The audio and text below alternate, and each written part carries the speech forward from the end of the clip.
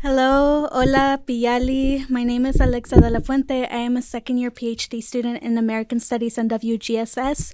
This summer, I was fortunate enough to have conducted oral histories of my family and a few indigenous families in San Luis Potosí, Mexico, as a way to trace understandings of indigenous communities within this region. I visited the Huasteca Potosina from June 10th to June 12th, and I recorded several oral histories from the Gomez Martinez family, pictured here making some gorditas and enchiladas.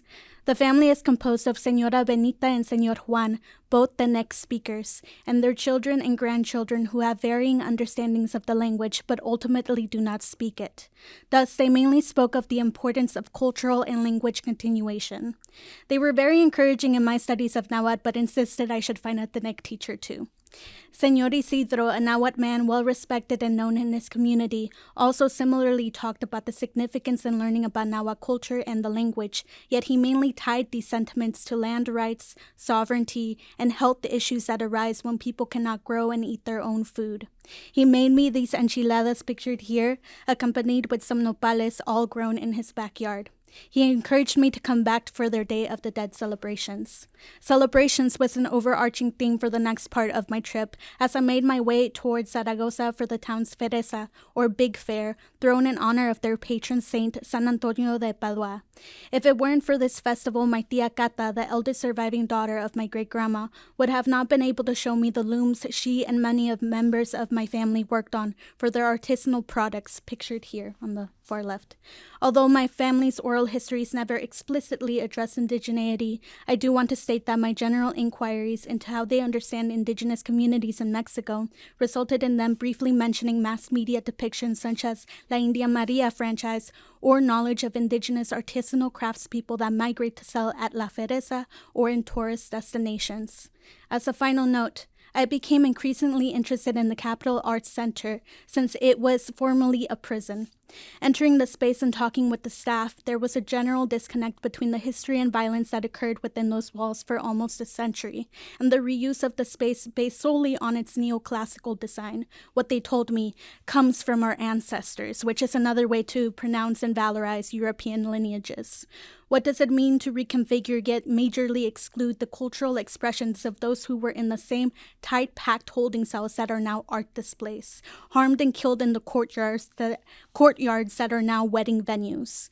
Hopefully, I can go back to Mexico soon, perhaps knowing a bit of the Nick, ready to participate in the Day of the Dead celebrations and continuing to critique the passage of memory and art. Thank you.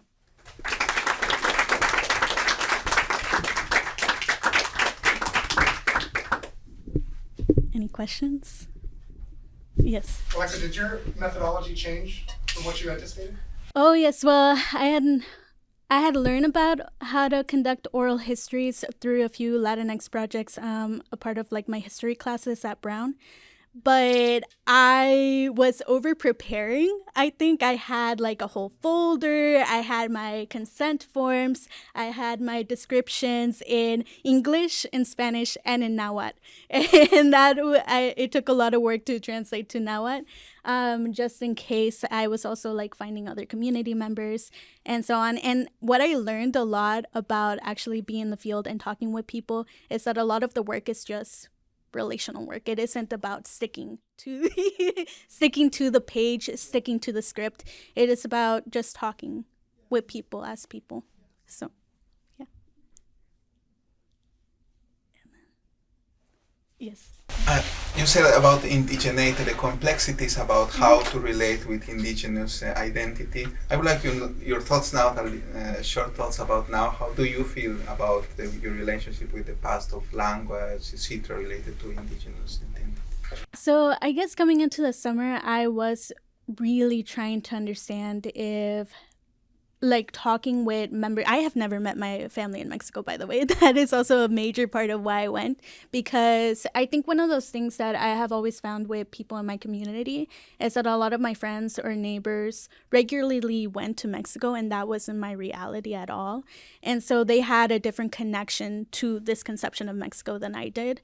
And I didn't have contact. That it wasn't like my family was well connected to them. So I was wondering if there was something in the history. Although it wasn't like how I explicitly said like, oh, they had ties to the language or the culture. It was very tangential. And when I asked about indigeneity, they were like, oh, it's like, I don't understand this word that you're talking about. I will say that I do think there is a lot of interesting things of doing oral methodologies with my family, in which a lot of actual gender-based violence, which is part of like my actual research, started coming up. So I want to follow that thread. And I know it's time's up, so I'll go. Bye.